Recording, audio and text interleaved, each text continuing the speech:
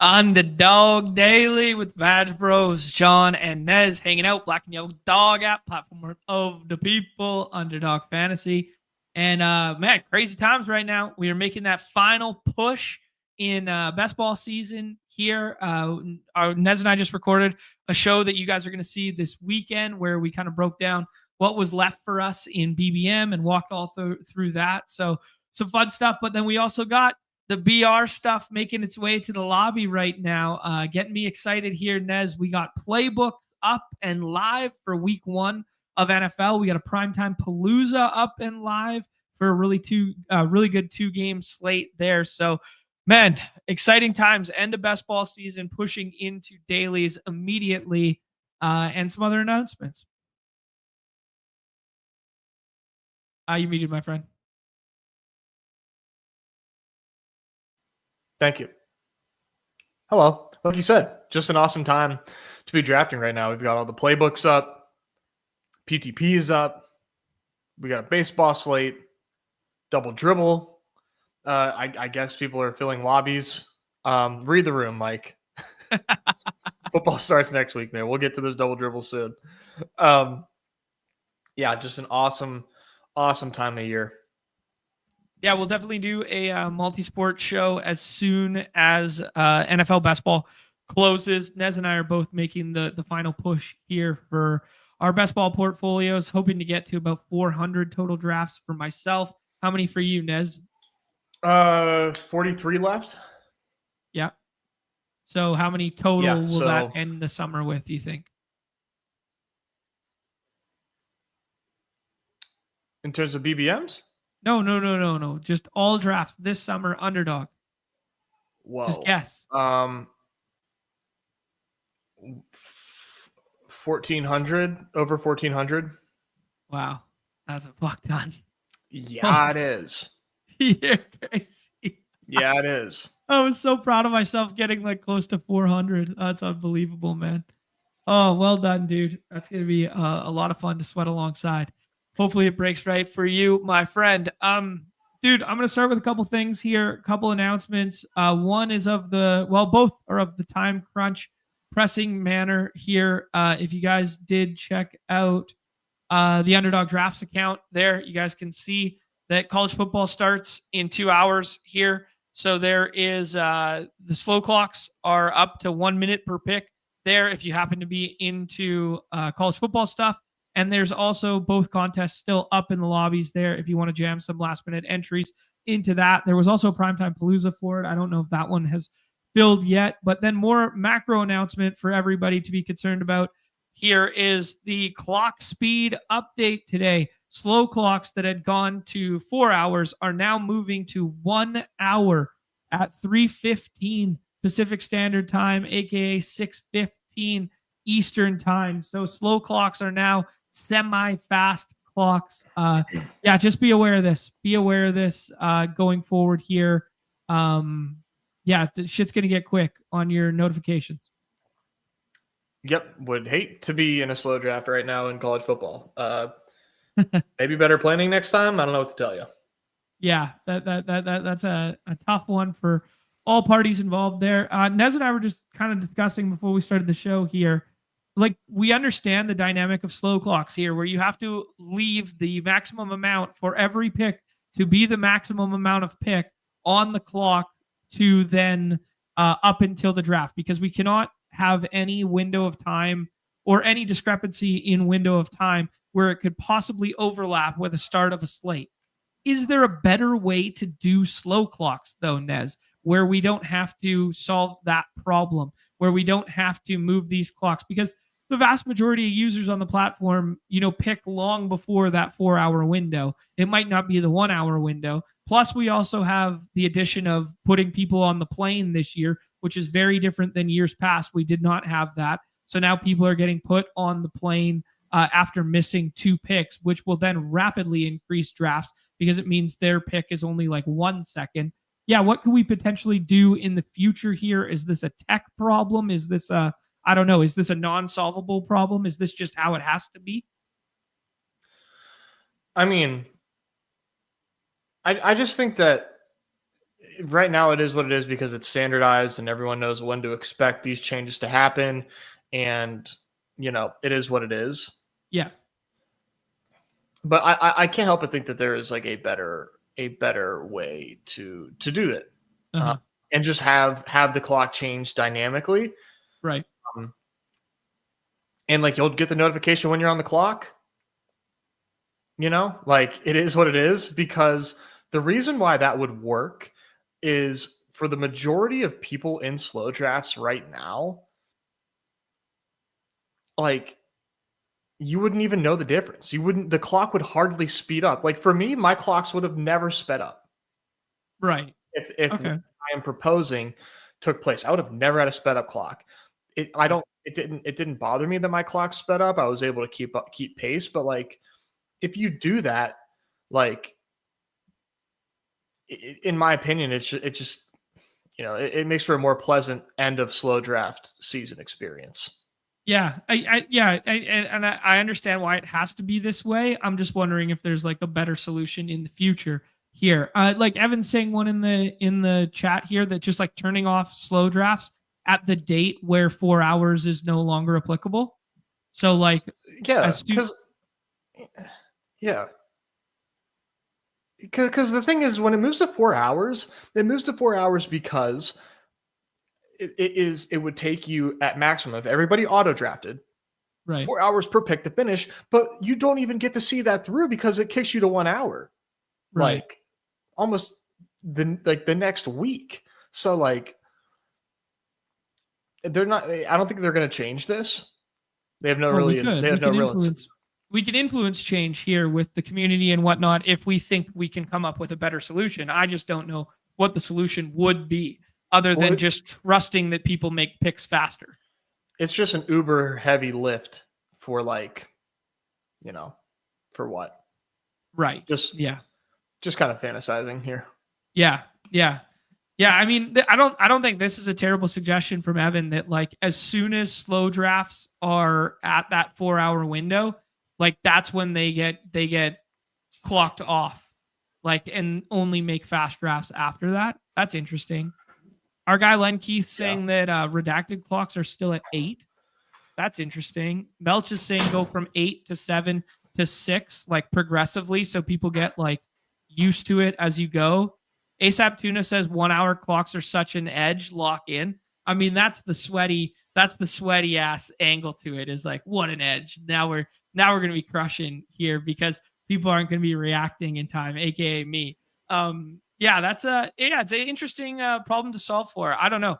Like we're just in the business of looking forward and finding solutions, right? Like I don't know what the answer is here. Like I think it's just like a necessary evil associated with slow clocks in best ball at this point in time. But does it have to be that way? I don't know. Maybe we can come up with a solution in the future. So if you guys are watching this after the fact, drop some comments and that sort of thing. Love to know what you guys are thinking. Potentially how we could quote unquote solve slow clocks in the future here. Yeah, just something to talk about. Yeah, exactly. So this Thursday main slate for the Primetime Palooza for Thursday Night Football, and these other two right here for college football. All of this is going to be locking shortly. So get your last college football entries in there to start. Also got Battle Royale for college football week 1 there. And then new contests on the site. We pointed out that the pointer is up there, Nez, and the Rottweilers were up. One of them is already filled. The Superflex one is still available. Puppy still going strong there, but then the Golden 2 dropped yesterday, and that is a single entry contest. Might have to hit that one on stream today, that and or a BBM. But first things first, last night's winners in the MLB streets here. We had 2 slates yesterday. And we had 1 slate this morning with the Daytime Diamond. I did not get in there. We were recording something else. But Daytime Diamond from yesterday was a true who's who of the OGs on the leaderboard here, Nez. We had Jay Witz and Just Brett, 2 old school names to go alongside our guy T-Box at the top there. So shout out Jay Witz, 89. Good to see him back at the top there. And classic 3-2 build here. Ben Rice and Aaron Judge from the one side, Jerks and Profar, who has just been a monster. Him and Michael Harris in the Dinger playoffs right now crazy. Ozzy Albies has come back to life in a big way. And then Joey Wentz did his thing from the left side there against the Marlins. Marlins will be on our slate tonight. Shout out Jay Witz. Shout out to Just Brett. Shout out to T-Box up here, Car Park up here. Anything you wanted to say on the Daytime Diamond, Nez? Nothing for me. Cool.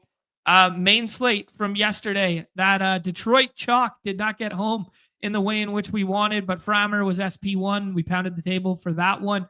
We talked about the Rangers stack and how no offense has been playing there for a while, but then the Rangers got home in a huge way yesterday. Could have had Seager in this as well. Could have also had Josh Young in this as well, who put up a 20 spot as well. But those lefties got home in a big way against Kohanowitz, but then the righty outfielders got home as well. But the story of the slate, dude, was Rafi Devers' late night hammer.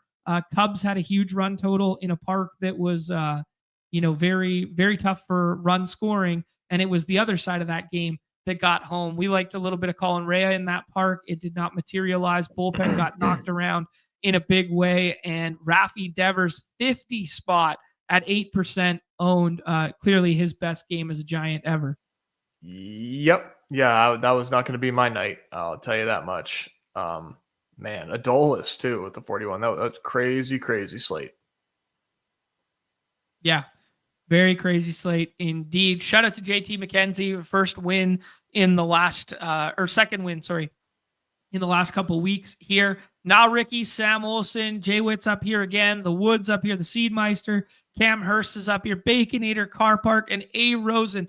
Honest to God, if you could just screen grab this grouping and be like, who do I want to learn from on this site who doesn't make content? I would start with this fucking list right here. This is an incredible leaderboard. Yeah, it is. That's really cool. Yeah, very good stuff. Sawdog up here as well. Lit up. Ben's up here as well. Love to see that. Brett, my bad. Joshua, who's always hanging out. Yeah, this is tons of stuff, man.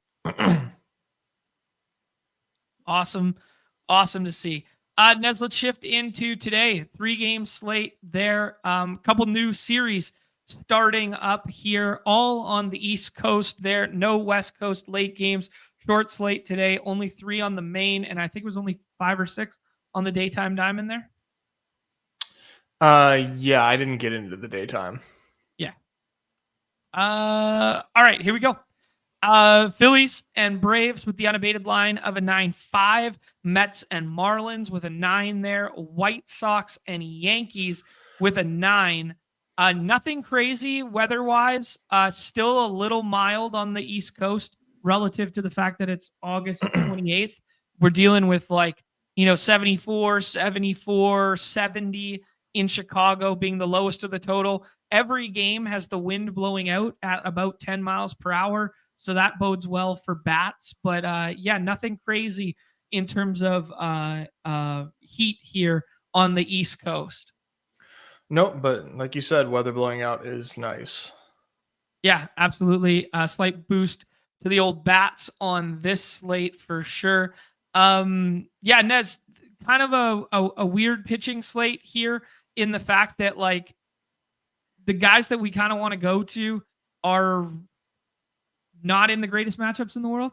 So Will Warren is SP1 on the slate, but we are White Sox respectors. And Colson Montgomery got the day off yesterday. Luis Robert Jr. moved to the IL. So that weakens the lineup a little bit from yesterday, but Montgomery will be back in there today. Aaron Nola gets the Braves, who have been scorching hot, or in particular, Jerkson Profar has been scorching hot. And then Clay Holmes is next up against Miami there, which kind of looks like my favorite spot. But yeah, just walk me through the dynamics of how you're treating pitching on this slate. Yeah, I'm gonna have a ton of Will Warren. I think Montgomery is listed with a sore oblique, a sore side. So not a given. That was what he missed with before too. I wasn't expecting him to be back in today, but that's a good shout. Not a guarantee that he'll be back in today. Yeah, and Will Warren's nasty, so that's definitely a TBD. If Montgomery is back, then 100%. I'm looking at White Sox and less on Warren, but for me, it's Will Warren, Clay Holmes against the Marlins, who the Marlins are really bad right now. They are missing Stowers at the moment. It looked like, to me, Holmes just has the safest floor here because I don't want Cal Quantrill. Yeah. I don't want Aaron Nola. So it just kind of leaves me with Warren and Clay Holmes right now. Okay, cool. Interesting dynamic of the slate here. Nez, it being a 3-gamer and a main slate, it's getting the treatment of an After Dark slate where it is only 4-person drafts, but now we do have ADP for those, evergreen reminder, which is a lot of fun there. Is there any leverage in scrolling at the pitcher position to some of this dumpster dive stuff that exists? I will bring it up on the screen for you here with, you mentioned Quantrill there, but we're going to have to decide between these 3 at the bottom here, which is pretty gross each time out. Is there any leverage in just being like, I'll take the lowest owned one or whatever? I mean, I think it's a decent train of thought. As far as the one I want, man, whoever I'm not stacking against is really where I'm at. We've seen Adam Major before in the big leagues. I believe he was a Padre before. I don't think he was awful. It's bad down here. Yeah, it is. Yeah. Davis Martin, I guess. If you're not stacking Yankees. Yeah, I mean that's at least in theory it's double bubble because Yankees are going every damn time. Oh yeah, it's definitely double bubble. Yeah. Yeah, I'm kind of just looking at some split stuff here and whatever. All righties on the slate today. Yeah, okay, here's the nicest thing I could say about doing it. Yankees have the highest strikeout rate as a team on the slate against right-handed pitching. That being said, they also have the highest ISO in all of baseball against right-handed pitching. Mm-hmm. So giveth and taketh. That's the nicest thing I could say about potentially playing Davis today. Yeah. It's not pretty. Yeah. So if you're building a portfolio today, Nez, just given, where the ADPs are at with pitching, because on these 4 games, you usually find pitching pushed up higher than it currently looks right now in the ADP landscape. A lot of time for that to change. Would you be prioritizing pitching like Warren and Clay, as you said, you didn't like Nola as much? Would you be prioritizing it in the second round every single time so you're not the guy left holding the bag with those ones? Or is that just, neither here nor there, just playing the projections? No, that's more or less what I'm going to be doing. Okay. And just have like 90% of those 2 guys combined. Okay. Yeah, so you don't mind getting like super densely exploitative on this slate? Not with not when it's these guys versus what everybody else that we're looking at. No, to me, I think that it seems to be the correct move. Okay, cool. Yeah, I wonder if today would have been one of those days. I know there was an early slate and they're probably filling best ball in college football. I wonder if today would have been one of those nice days to tack on the 6:00 games to this slate, or at least, there's too much of a gap. Yeah, never mind. Yeah, it's like it was a 2-hour gap. Yeah, it's just a super ugly slate the way it's set up. Yeah. Yeah, kind of goofy. Yeah, just a classic getaway. The only way to do this was a 3-gamer. Okay, cool. All right, Nez, let's move on to isolated totals here. It is really reflected in ADP right now. The Yankees, Mets, Phillies are getting the highest according to the S words at the ballpark pal there. Phillies and Yankees being almost the exact same. Mets are going every single time kind of in that 104 draft slot. You can just pair them together like every damn time. So be aware of the combinatorial ownership of Alonso plus Lindor over and over again. And then if you don't ape into that, one of them sometimes falls back to the Soto drafter there. But yeah, it looks like, obviously Judge and Schwarber being like the standout bats, and then Mets look like the highest, like quote unquote chalk spot. Then people start jamming Atlanta in that order. Yeah, kind of your thoughts on the slate here, Nez. Is that how you're seeing it?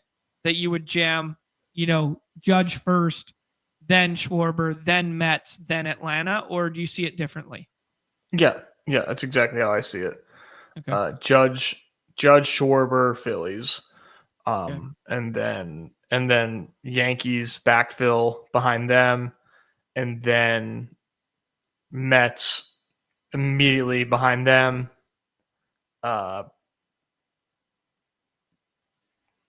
Braves off the Nola leverage, I really like. Yep. Um, and then White Sox, if Montgomery's in the lineup, I'm interested in that. Man, there's just some insane pick 'em multipliers in the lobby right now. For who are you referring to? Kyle Schwarber to Homer. Yep. What do you think? 1.4x. Mm-hmm. Yeah, 1.07. Wow. Holy shit. Could Dude's you imagine? even money to hit a home run today. Wow. Like that's just like that's ridiculous, dude. That is ridiculous. That is ridiculous. But he's got what now? 45 of them? 40 something like that. That's Really that is sick. wild. That is wild. That is wild. Nez, in terms of the other bats on the slates here, Marlins, as you alluded to, a little bit watered down with no Kyle Schwarber. Yeah, Jacob Marcy's been pretty good. Augustine Ramirez has been pretty good, but a little less so as of late. Yeah, I don't know. Do you want to get to Marlins today at all, other than just leverage sake? No. Yeah. No, Like, even by I can't Marlins, make sense of it. yeah, even by Marlins standards, like, this is an ugly lineup. It got bad in a hurry. They were like kind of fun, and Yeah. then after the trade deadline, it all went to shit. Yeah. What about the White Sox then? Is the White Sox the contrarian leverage spot that we want to get to with Will Warren as SP1? Yeah, I mean, Colson Montgomery may or may not be in there. I was of the mindset when we started the slate this morning that he was going to be in there, but now I'm kind of like walking that notion back a little bit. Obviously, Luis Robert went on the IL, as I said. So, yeah, can we chase this dragon that is the White Sox since the All-Star break against Will Warren? I mean, if Montgomery's in there, yeah. Okay. But a lot of it hinges upon his bat being in the middle of the order. Yeah, because I don't want to. I'm not onslaughting these guys. Sure. I'm doing like Montgomery, Teal, Vargas, Montgomery, Teal, Mydroth, like something like that. And it was a lot better with Robert in there, and now he's gone. So it just seems like a great spot to take Will Warren because it's 4-person drafts. You can still put together a really sick team by reaching on Will Warren. Yeah, it's an interesting decision here in terms of like where you would want the leverage spot to be, because Clay Holmes, doesn't really give up fly balls. He's really good at inducing ground balls. Strikeout rate, not as good as Will Warren, obviously, but like still like not insane bad or anything like that. Hard hit percentage of like 34. Will Warren's like 33, but gives up more fly balls. So I'm looking at like these two profiles of these guys. I don't really want to attack either of them, but if I had to choose, I think I want left-handed hitters from the White Sox more than I want anyone from Miami, I guess. Right. Yeah. Like, just Clay Holmes just did not give up fly balls, really. Yeah. No, this seems like a great matchup for him. It does, doesn't it? Yeah, Will Warren with a 25% strikeout rate, highest on the slate. Aaron Nola's behind at 23.9. Clay Holmes at 18.6. So Clay Holmes is kind of like pivoted as the season's gone on from like a from what he was in the bullpen last year to now kind of like this like lefty ground ball inducing, sometimes strikes guys out, tries to go 6 innings guy. Right. Yeah. Interesting stuff. Very, very finicky slate here. Let's check in on the park factors. I imagine we're getting a big boost to home runs for most of these spots. 17 at Citizen Bank for that Philly and Atlanta game. And actually -1 at City. I thought we'd be getting a little bit more than that with the wind blowing out. So that's interesting. Maybe the temperatures kind of mitigating that. And then right field, you're getting that +9. Obviously, still a park downgrade for the Yankees in general, in particular the lefties, like definitely a park downgrade, but can still get home runs here. But if we are just looking at the parks, I think Citizen Bank looks like the best spot for home runs today.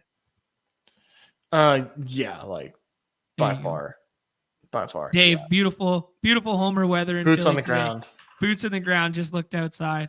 Both saying yes. The tool shed sucks. I mean, come on, man. I'm right here, but yes, he does suck.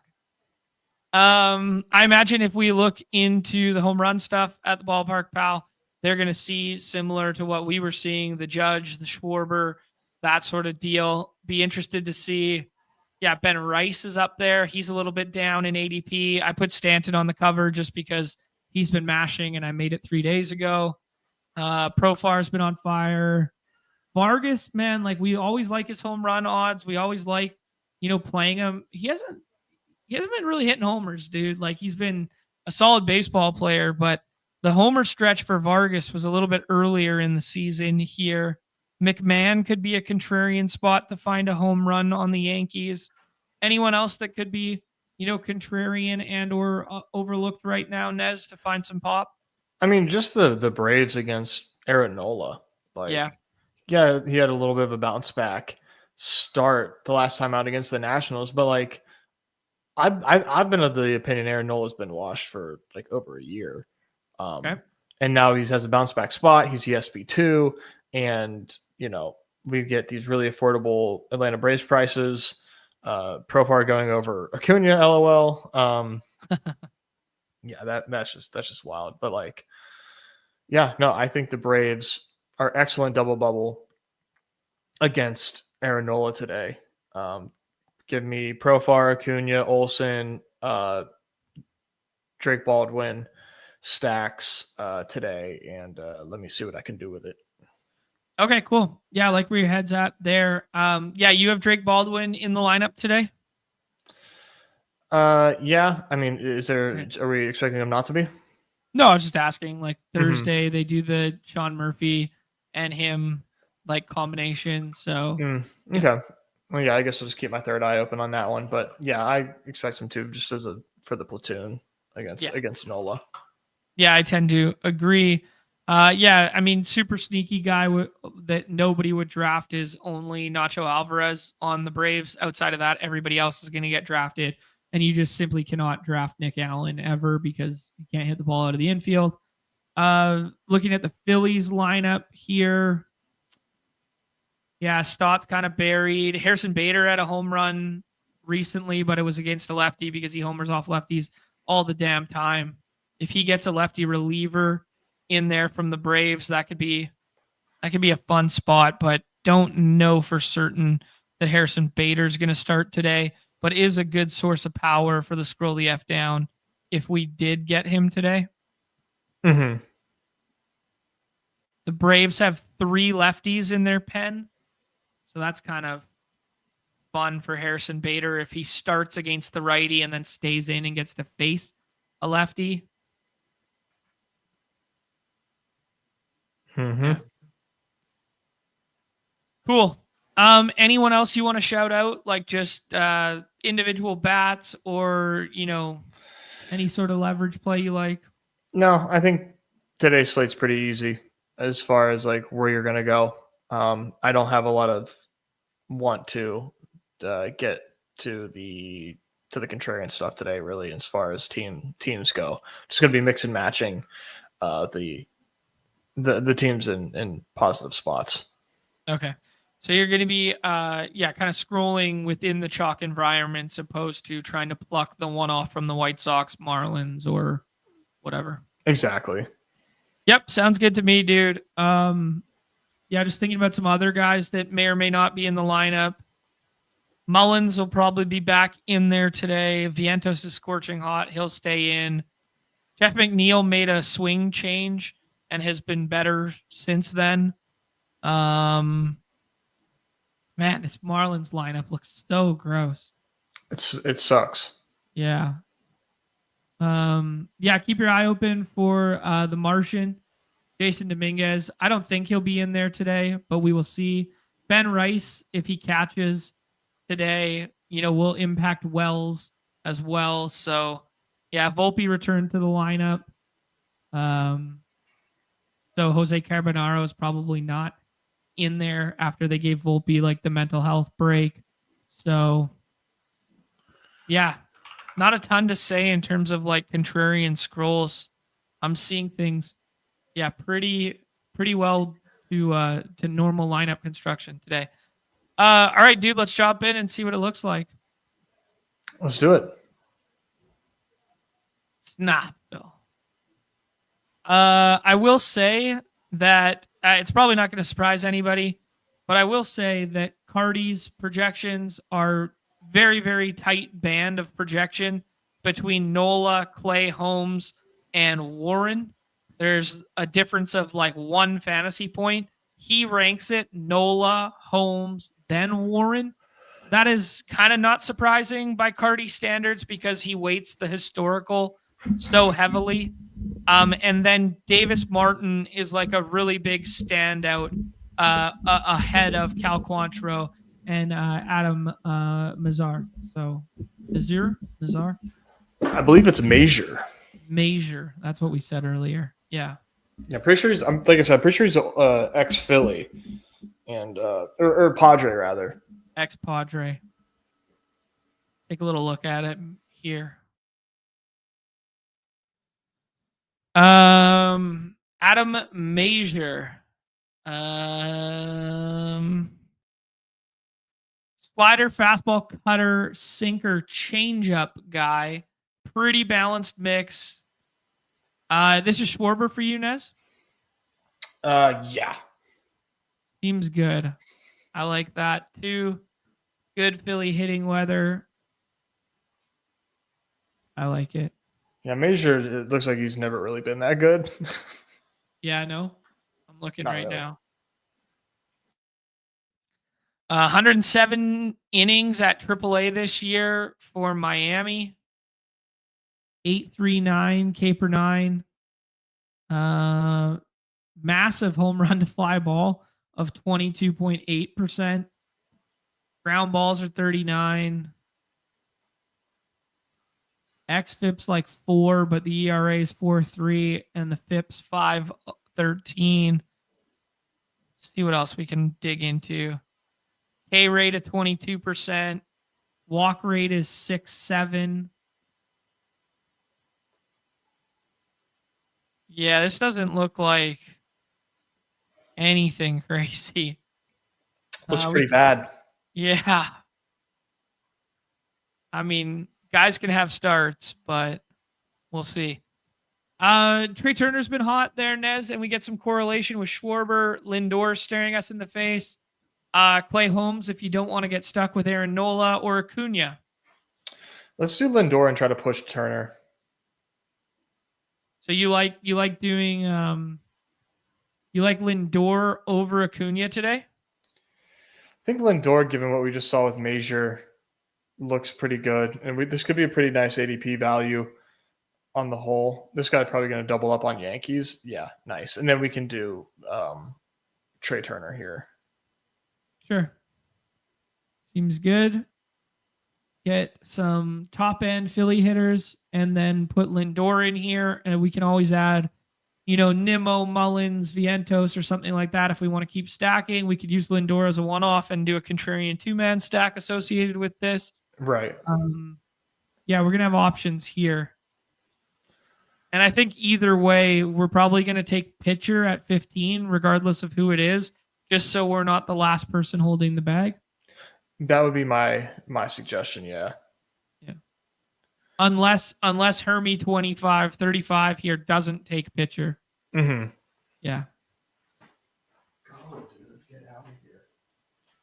Brett Boy with the boots on the ground as a Padres fan, saying he's not super impressive. Yeah. Didn't appear so.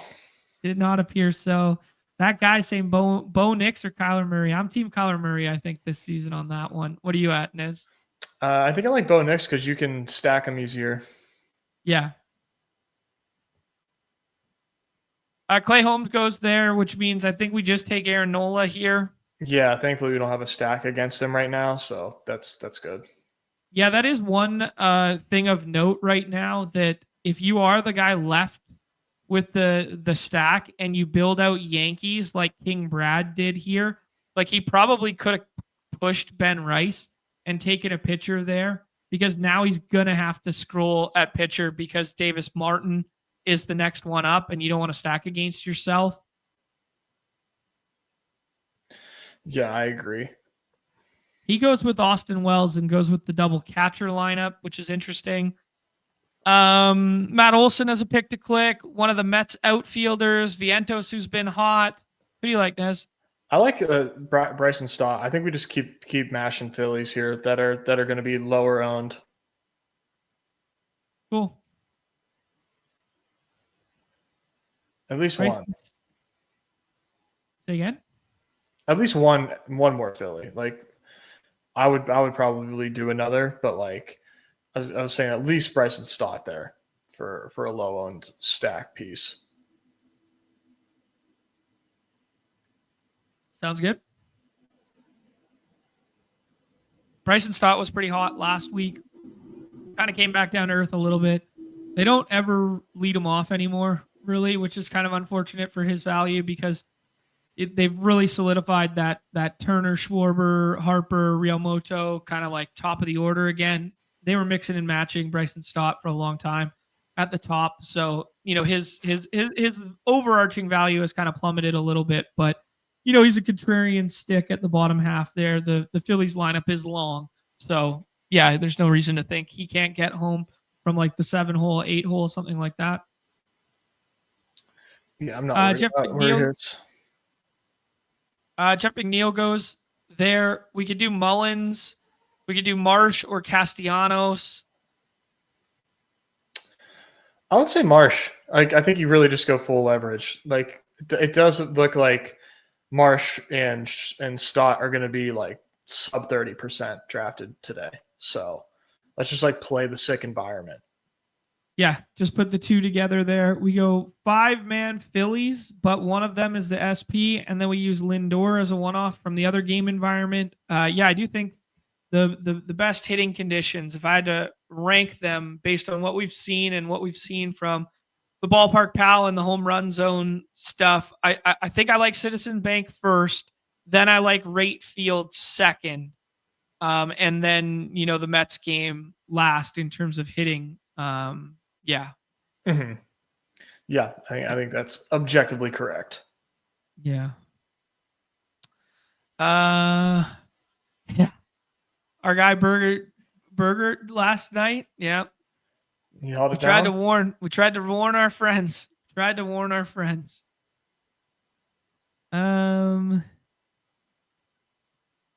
Jets is asking kind of like an evergreen question here.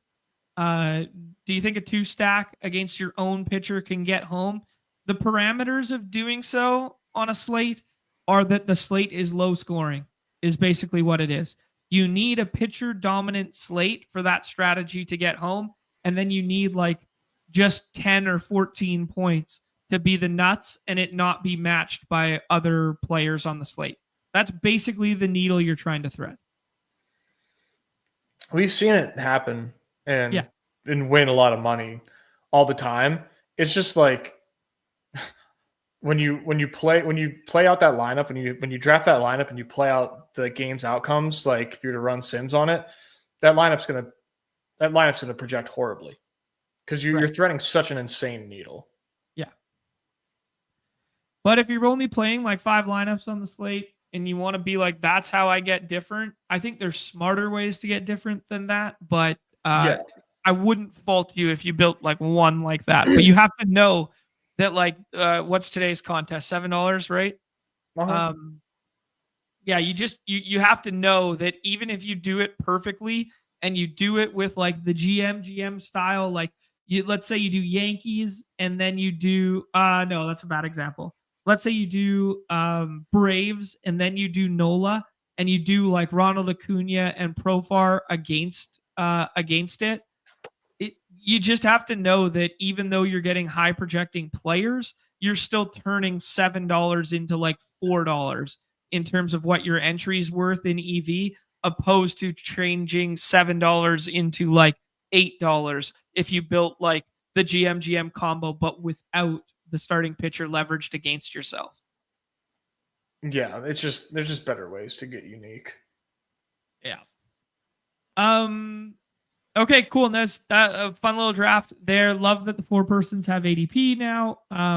Yeah, macro takeaways is Nez is staying within the confines of the chalk and then scrolling within said confines. As you guys can see from this lineup we just built there, Stott and Marsh as like 30% owned guys in this lineup to get contrarian within a stack in which we like. So yeah, there's that. And then yeah, 4-game slate. It's a weird, or 3-game slate rather. Four is a weird dynamics.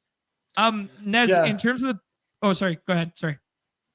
No, just like the Phillies seem like one of the better teams to do the scroll down stack with. Everybody else is like kind of like in a chalk range. Other than, well, there's some Atlanta guys down here, but like even the Yankees, man, every piece of that Yankee stack that you're going to want is drafted like 90% of the time. So Right. the leverage I think lies with the Phillies. So I like that we did it that way. Cool. Seems good, man. Checking out some stuff over at Unabated here to see what we are doing with pick 'em based stuff. It looks like there's just one WNBA game this evening. Correct? Ooh, I would not be the one to know, but it does appear so. No, there's 2. Okay, there's 3. Okay. All right. I'm not seeing anything pop up when I filtered by the league there. Let's see here. Okay, so maybe they're working on the projections right now at Unabated, because we'll circle back on WNBA Pick'em in a second here, because I am not currently getting any edges popping up when I filter using their projections. So probably save that for a half second. We'll circle back after the football segment. Please remind me. I am taking a look here, Nez, at some of the baseball stuff for today. I don't think we're going to find good edges for home runs on our slate. We might have to go dumpster diving on some games that aren't on the main slate, because I think they just know how good these home run environments are based on what you said with the Schwarber price tag. And yeah. Yeah, it's pretty wild. Like in terms of edges, Schwarber lower home runs is one of the bigger edges on the slate. When you look at Unabated.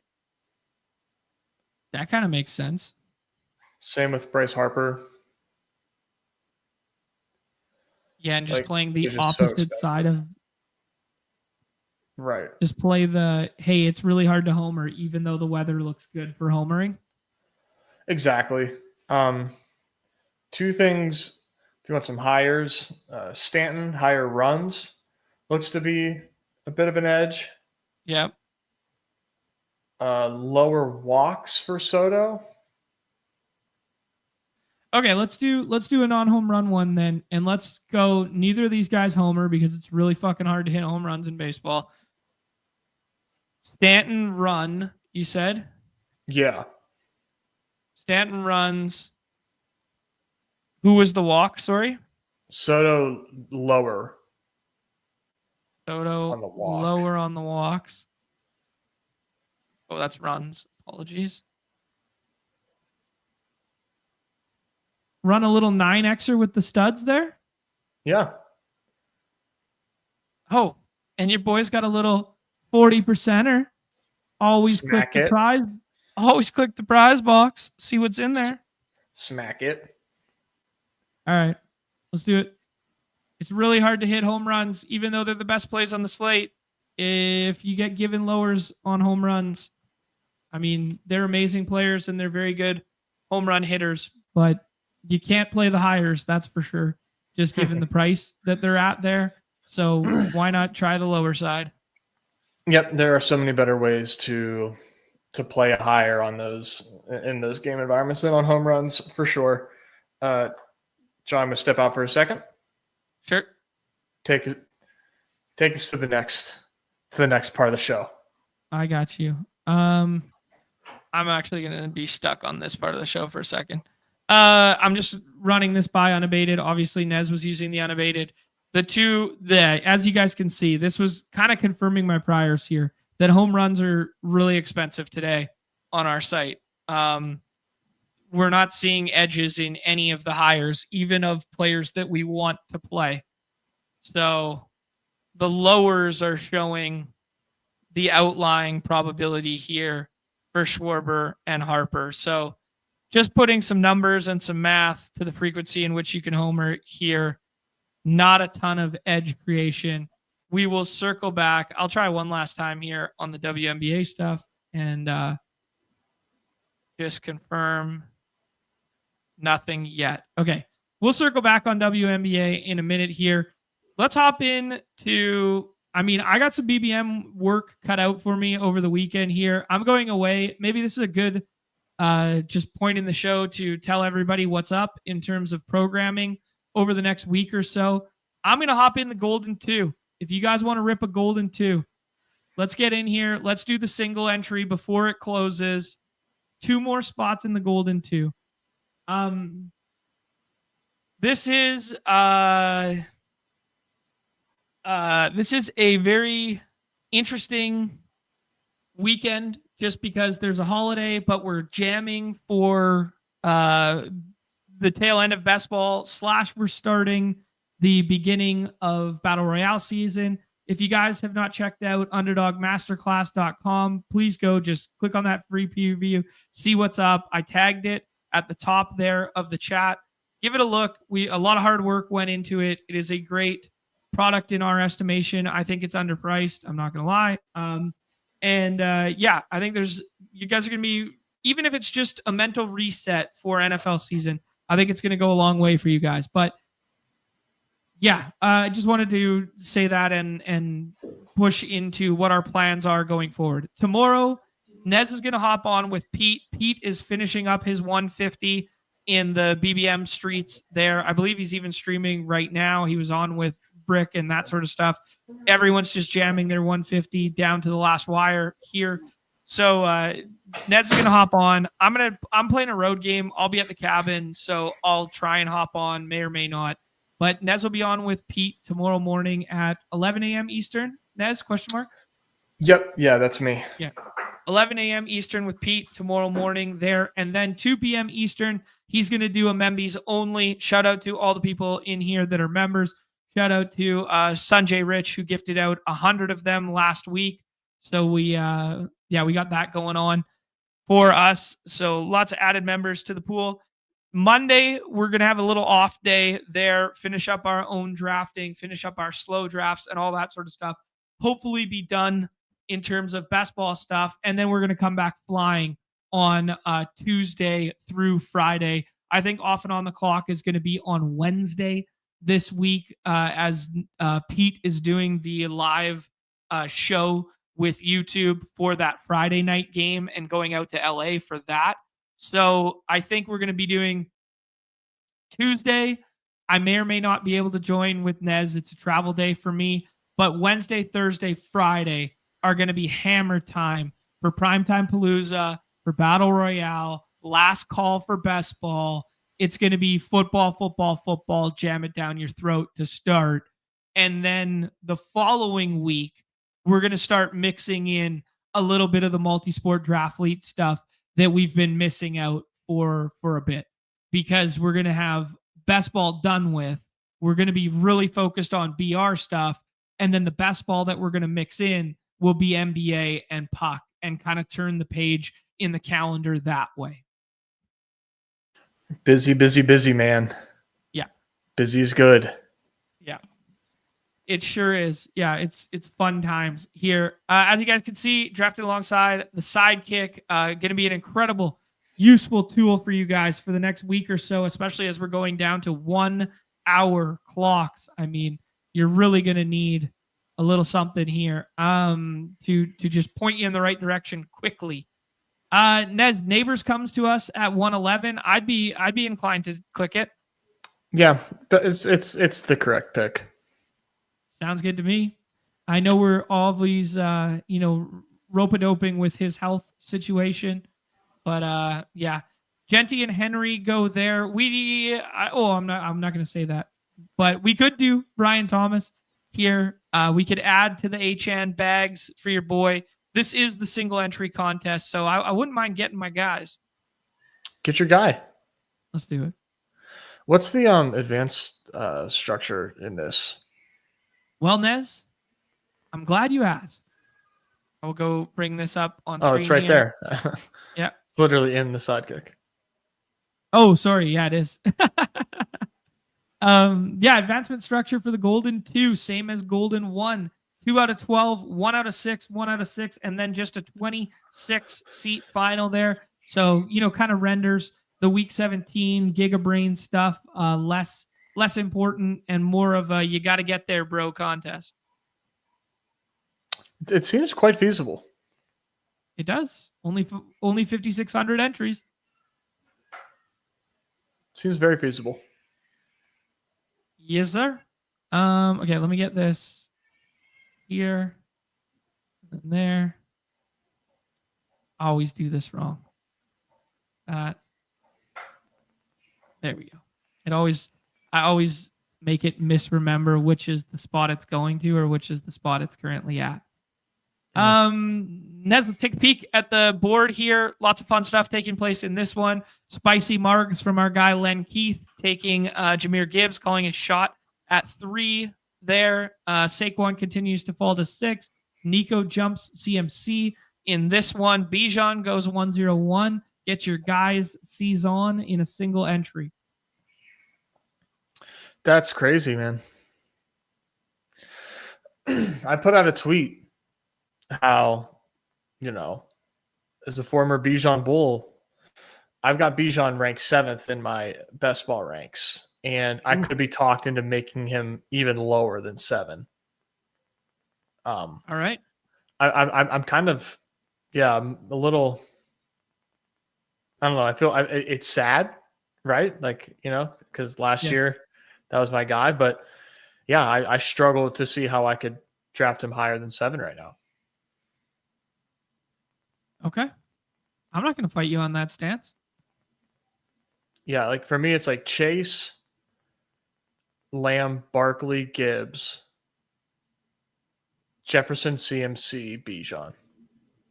Jefferson, CMC, Bijan. Wow. CMC over him is maybe like the tipping point or the question mark, I guess. But as I said yesterday, our home league, he went ahead of him. CMC went ahead. We're gonna have some interesting decisions on the back end side of the board here. You see a bunch of the quarterbacks going.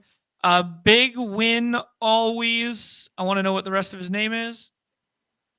Let me go to the top here. Big win always 10,000. Big win always 10,000. The 10,000 threw me for a loop there. That's fun. He goes, fuck your Burrows in the 5th and 6th round. I don't care. I'm getting my guys out here. Tyreek falls all the way back to us. Nez, I think this one falls into your thesis of 1 Dolphin, why not 2? Yeah, this is the dream for sure. Getting Tyreek with HN. I mean, I think both these guys, one of the guys hit, both these guys hits, like you're cooking. You're cooking with gas, and they need to. They're expensive picks.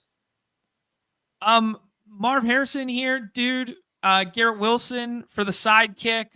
We could also have some fun with Tetaroa and Worthy. Let's maybe do one more ADP value of Marv, and then after this we can scroll. Okay. Sounds good. Yeah, we talked about that range both on yesterday's show. To start yesterday's show, if you guys missed that, we talked about that pocket based on the Thielen news and what we were doing with Tetaroa. Some sites have very bullish ranks on him right now, moving him up into like the early 30s and that sort of deal.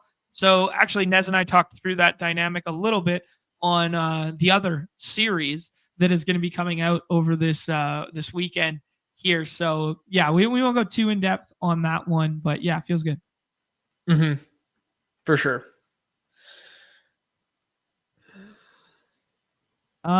Interesting stuff in the chat here.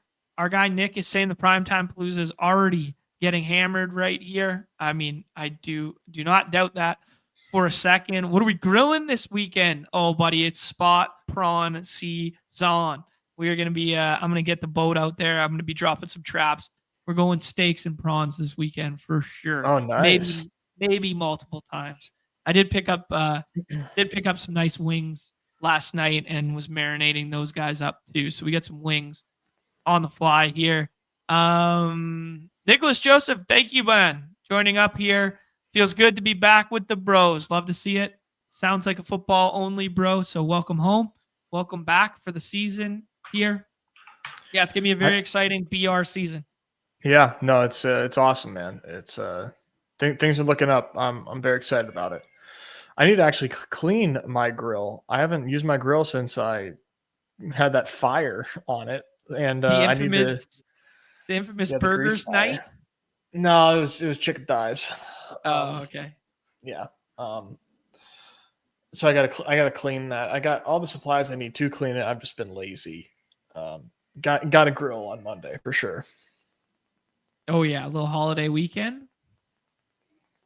Yeah, gonna be beautiful in Texas. It's not 100 degrees, so we love that. Less up. It's actually gonna be below 80, which is just phenomenal. Sounds great. Fucking finally.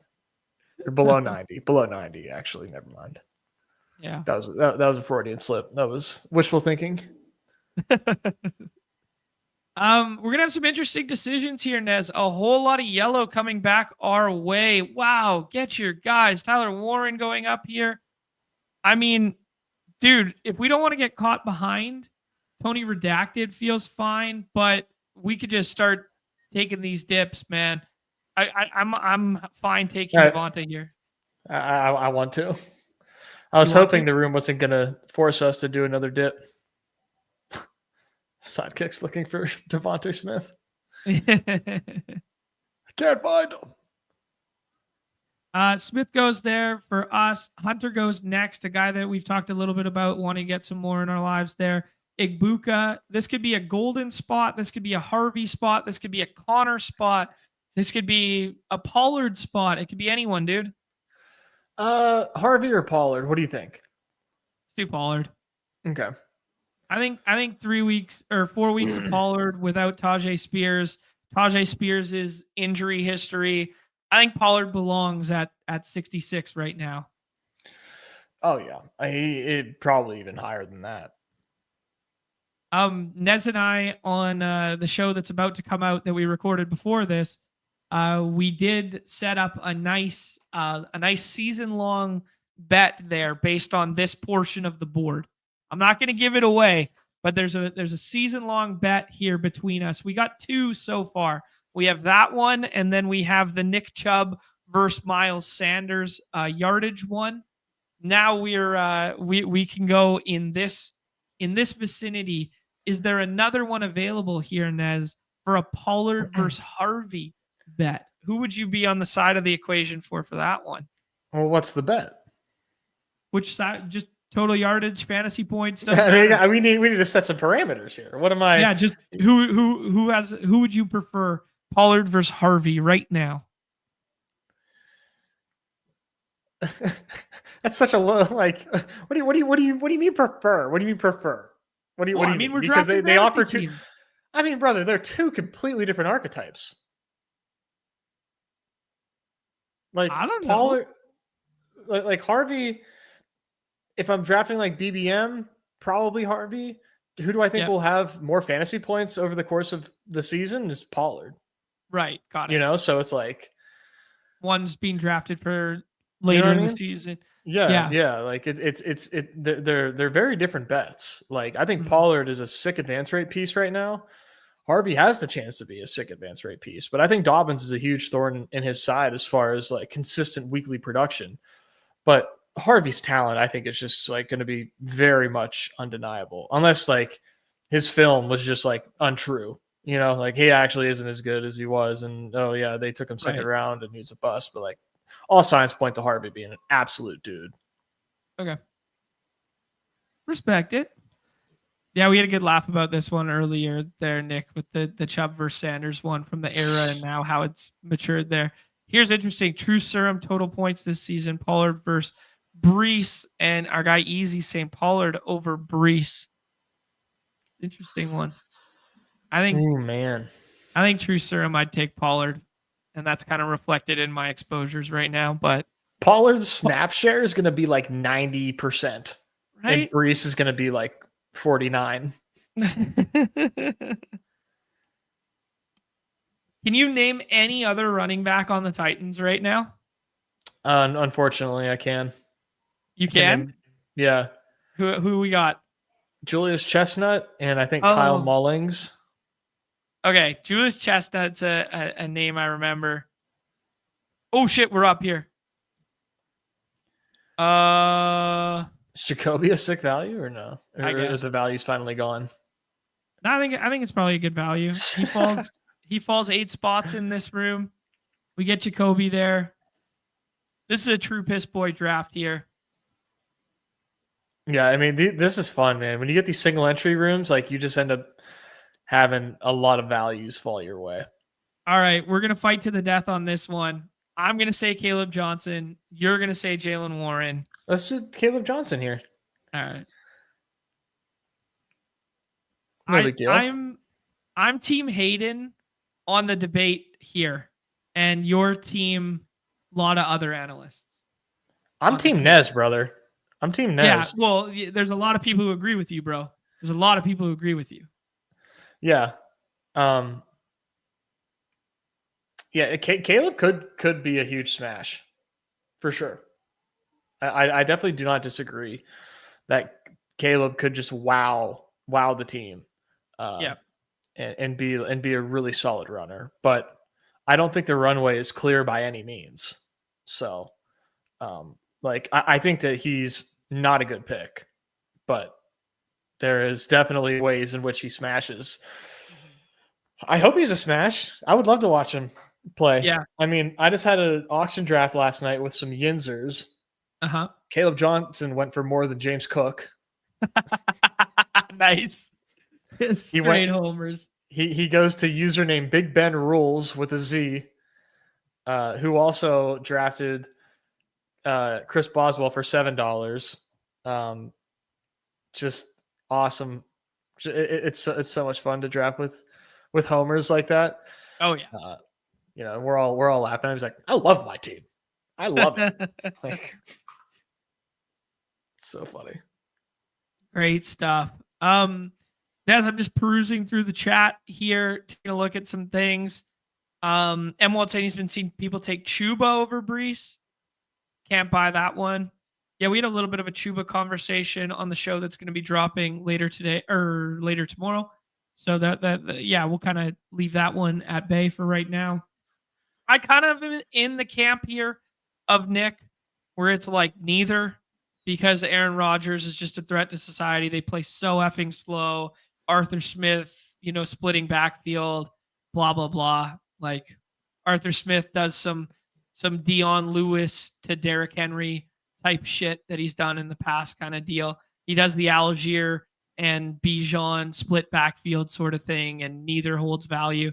I think the bull case for Warren is like clearer with like he's just Aaron Jones light in this offense, for like prime Aaron Jones light relative to Aaron Rodgers. But yeah, Rodgers is a clock bleeder for sure. Yeah. Yeah. It's just like this doesn't really make sense that Caleb Johnson goes ahead of Jalen Warren. That's all. Like, I think Yeah. you got to be cognizant that, like, man, we might not be getting a whole lot of points from Caleb Johnson early in the season. Yeah, fair, man. Drake May goes there. Dude, we could just do this Kyler with Marv. Have to. Yeah, Sidekick likes it. It's at the top of the queue. This one's just kind of coming together right now. Yeah, this is fucking beautiful. Kyler with Marv, I think. Like I've said it the last like 3 shows we've done is just like one of the best stacks that you can do. Do we have any love for Evan Ingram here? Sidekick likes scrolling to Tootin. I like scrolling to Tootin as well. Interesting. All right. Let's do it. Thirsty for running backs here. Yeah. Also doesn't share a bye week. We got a really strong wide receiver room. I think I might have flirted with like an Evan Ingram, like end of tier tight end there. I don't do a ton of Evan Ingram, but yeah. I don't really mess with Evan Ingram. Yeah. But you never know. With Sean Payton, maybe he becomes more efficient. But to me, he just kind of seemed like like a volume merchant with like very little efficiency tied to said volume. Yep. On an offense that has a lot of talent, as far as where the ball can go. So to me, I just don't think the Ingram price is good. So I only take Evan Ingram when I have Bo Nix, and I've just started to take Bo Nix more. In like June, July, I thought Bo Nix was like a terrible pick. Okay. I'm warming up to the fact that Bo Nix was good last year. And I like that his stacking situations, stacking partners are more easy or more well defined, like extremely well defined. And I think the Broncos are going to just be a good ass team. I'm not really worried about their defense being bad. I just think they're going to be a good ass team.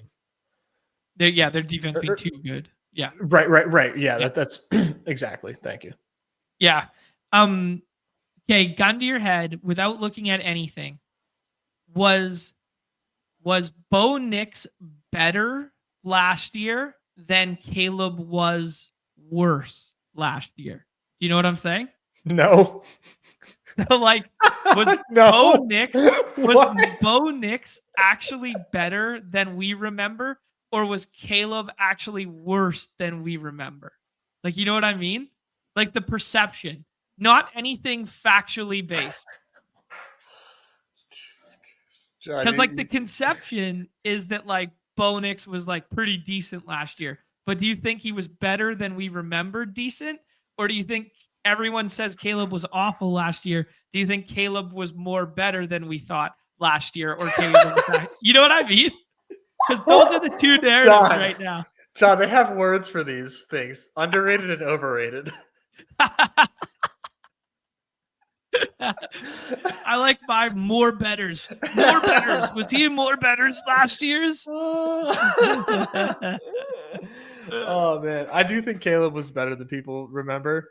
Yeah, and I think Bo Nix was correctly remembered. I just couldn't believe it. I was kind of fighting the fact that Bo Nix was good last year. Yeah. Dude, I kind of like this suggestion here. We could do Braylon Allen and then one of the tight ends. Or that's cool. Yeah, you want to do Braylon Allen here? Yeah. Or Samson? I think Braylon. Okay. Yeah, we do Braylon there. We got 5 different bye weeks in our running back room. We only got 1 quarterback. What's more important to this team? Tua stacked, or love and let go Tua and hope he comes back and take like Goddard or whatever at tight end? Man, this room is nuts. So I think you gotta let Tua go. Okay. Goddard it is. Sorry. I thought we had time. I did not realize that we were on the clock. I thought that person was still going. that guy went snap on Eckler and Love. Good pick with Goddard. Okay. Yeah, I mean, I think Kincaid was fine there too. I think Berg was fine. I've kind of been living in this tight end range, and it feels kind of gross. My exposures that we walked through on the other show kind of reflect that. Yeah, just kind of switching things up once we made the Devonta Smith bet that we could go ahead and make the Goddard bet. There's a lot of purple in this area, and there's a lot of crazy purple being spent on the left side of the board already. So I'm hoping Tua can come back to us. Maybe that was a mistake. No, if Tua doesn't come back to us, like whatever. Like you have to try to push that. I think. Okay. I don't know. Like cool. Oh yeah, it's like Dallas Goedert worth like pushing it and missing it. Like I guess not, but like it's the principle, I suppose. Yeah. What do we win when we win? Yeah. There. I guess like if we were to, yeah. I wonder if I was literally about to ask about Ollie Gordon here, but of course Keith is in here, and Keith is not going to let Ollie Gordon go past him. A long lineage of Oklahoma State rushers. Shout out the one hole auto drafting. Dude, he's on one right now. His team's got 3 tight ends and 3 quarterbacks, and they're all of the elite variety. I don't think he's auto drafting. I think he's just cooking. Perhaps. He's got a combined 5 snaps in his running back room. Love to see it. Jeff's asking what the Badge Royale, aka the Badge Bros Brawl, is going to look like in season this year. I imagine it's still the 3. I think we're going to have the Deposit Kingdom League. I think we're going to have the 3-man lobbies for ours, which is kind of like the fast fill at lock or tail end of lock stuff. So we haven't talked about that yet, but I think that seems about right. Clay's dropping by with a miss you, bros. Miss you too, Clay. Good to see from you, hear from you.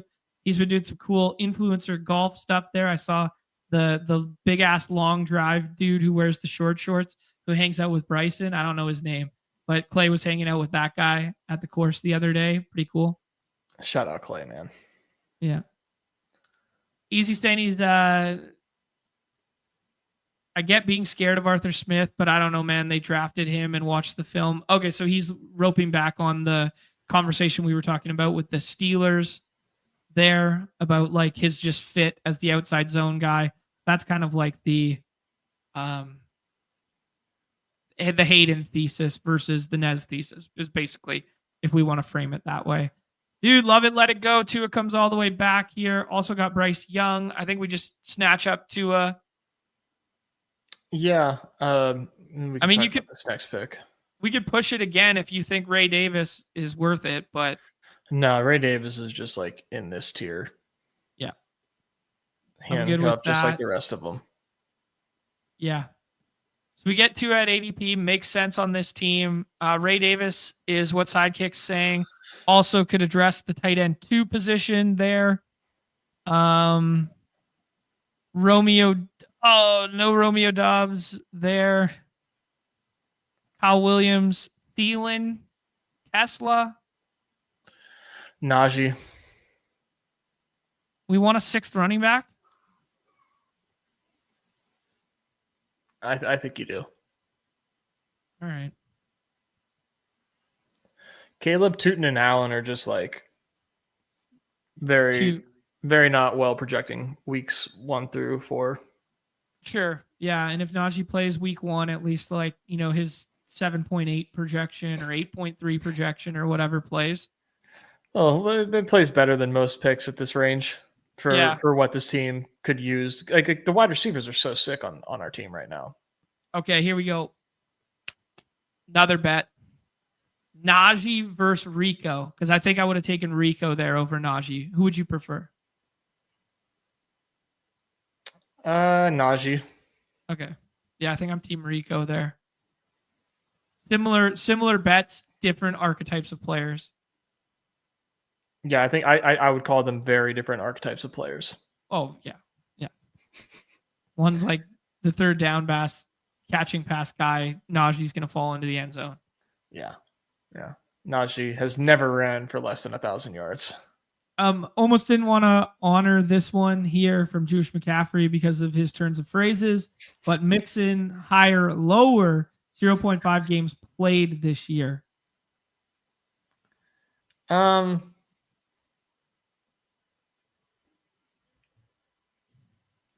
going to say higher, but I still don't want him. I just feel like if it was lower, like I feel like we would know by now. What if we changed the name of the player? Because Joe Mixon has obviously just been like kind of like a guy that we treated as a dead zone guy last year, yet he still smashes. Joe Mixon has been Joe Misdemeanor around here. He's got the off-field stuff for years, like that sort of thing. What if we changed the name of Joe Mixon to... Who else was in that tier that people kind of like? What if it was David Montgomery? Slightly better offensive environment, like that sort of deal. Who would you rather take a swing on with the injury right now? David Montgomery or Joe Mixon? They both have the exact same injury. Well, we don't even know what Joe Mixon's injury is. Right. That's what I'm saying. Mystery injury. Play the Galbrain game. Probably Montgomery. Yeah. Just like bet on the offense kind of thing. Yeah. This is probably going to be a tight end spot for us, Nez. We got ourselves a 2-6-5-1. We're probably going to find some backstack wide receivers. Sidekicks like Jonnu. I know you like Jonnu. I don't take a ton of Jonnu if you want to do it. I think Jonnu's a really good pick, yeah. Okay. Kate Otten dealing with a may or may not play week 1 situation. I think either way, this is probably a 3 tight end team. It could also be a 3 quarterback team, as you guys see, like Aaron Rodgers just popped up because of the 2 Steelers pieces. I think we're fine with 2, with just Kyler and Tua. Yeah, we don't care for a third here. Like we're all set up for the playoffs and regular season with this. If it doesn't work, the team doesn't work. Yeah. I think we're done at quarterback. We're done at running back here with 6. I think so.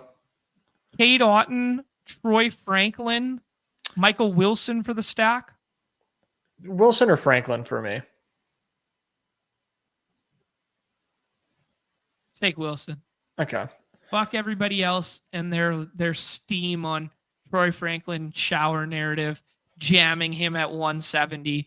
Let's just stack up a good old boy, Michael Wilson, chiseled out of granite.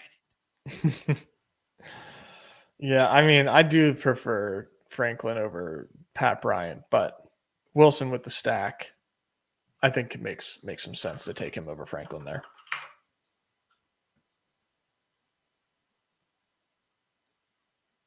Okay, here you go. Dogman Chill's going overrated, underrated. I'm way behind in the chat here. I'm playing catch up. These are from like 10 minutes ago. Permanis is overrated. What is Permani?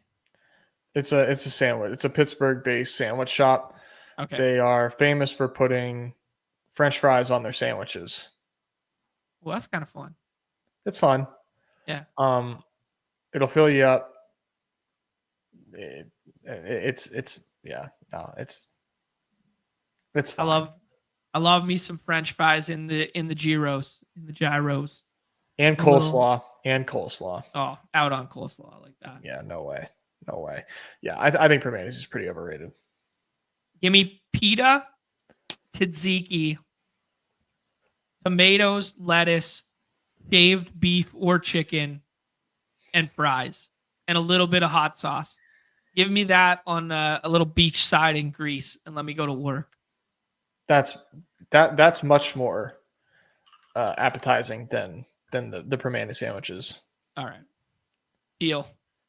Yeah, Dave's go ahead. I was gonna say Dave's got it. When you're drunk, when it's wintertime and you're drunk. Yeah, there you go. Permani's overrated unless you're at the strip location past midnight. There you go. Nez, we got 2 more spots here as I play catch up in the chat. I think one of them's probably tight end and maybe your favorite tight end in the world. But I don't know. That dude's gone.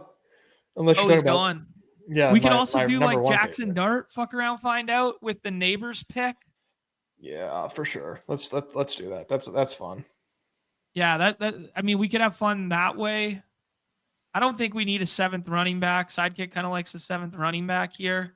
Yeah, they like Giddens for the week 17.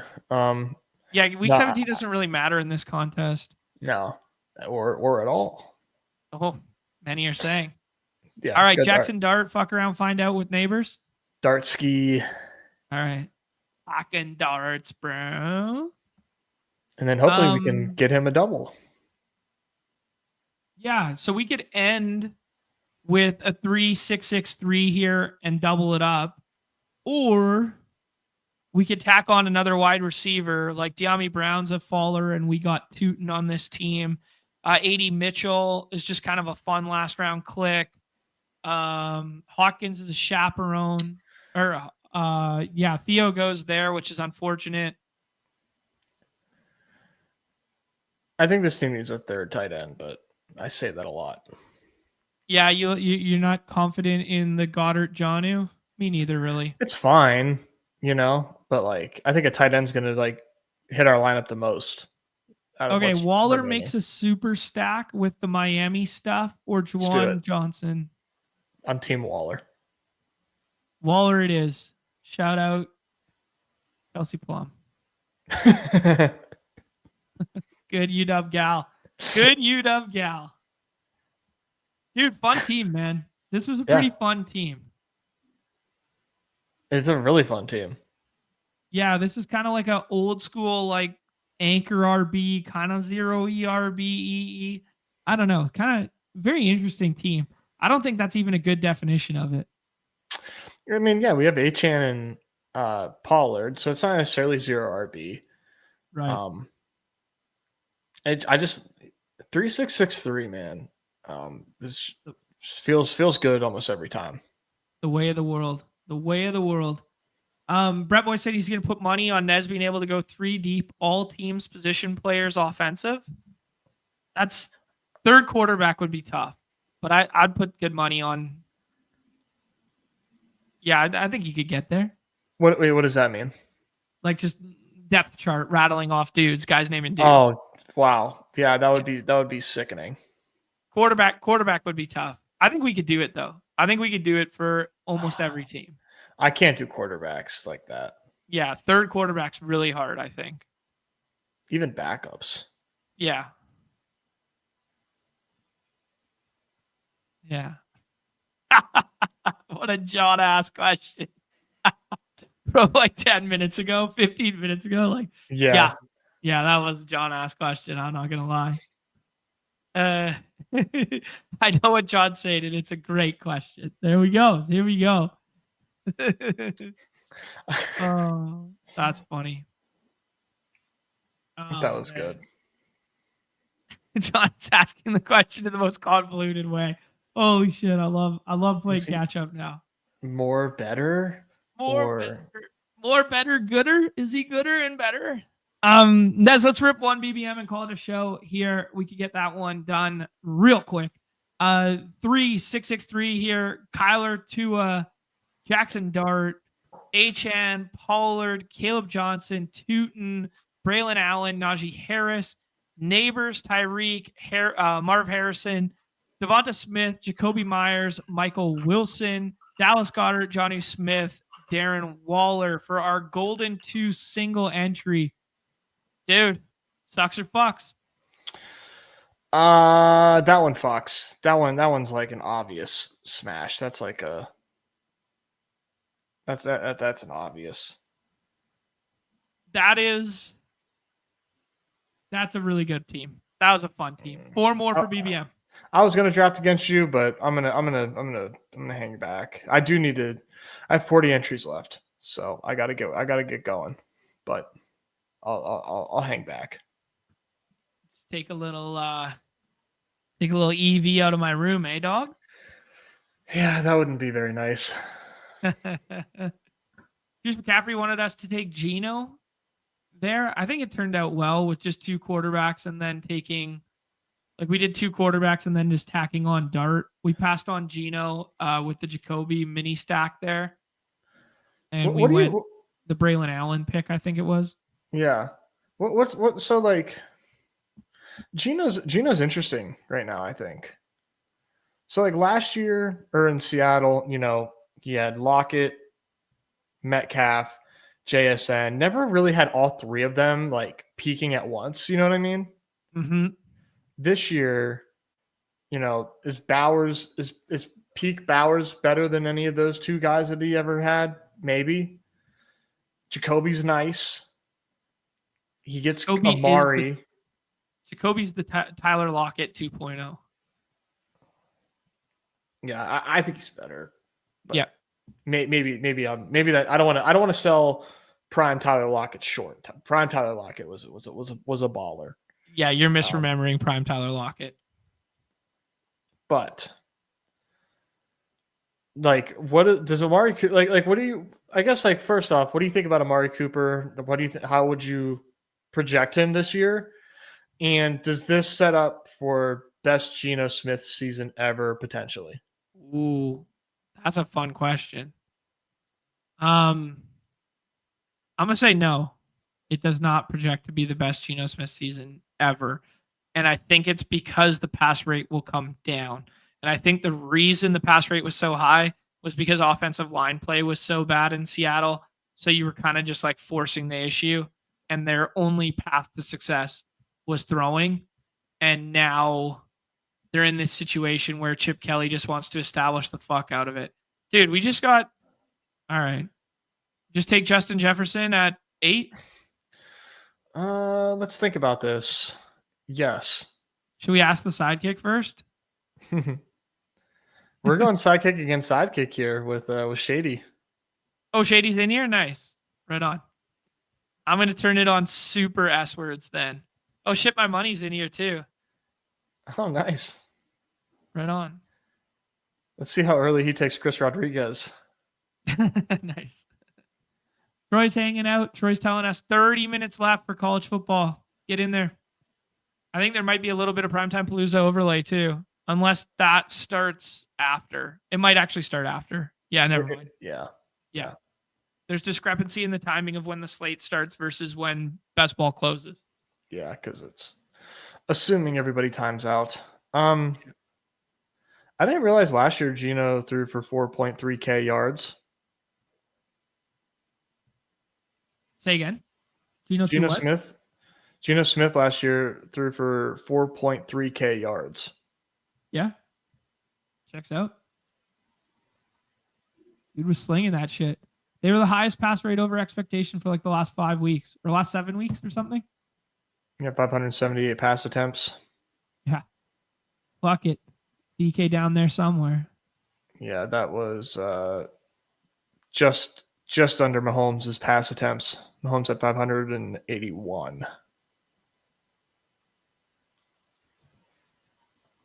But yeah, what would you put like the yardage projection on Amari Cooper after we make this pick? I'm curious. Bowers, I'd rather take Achan.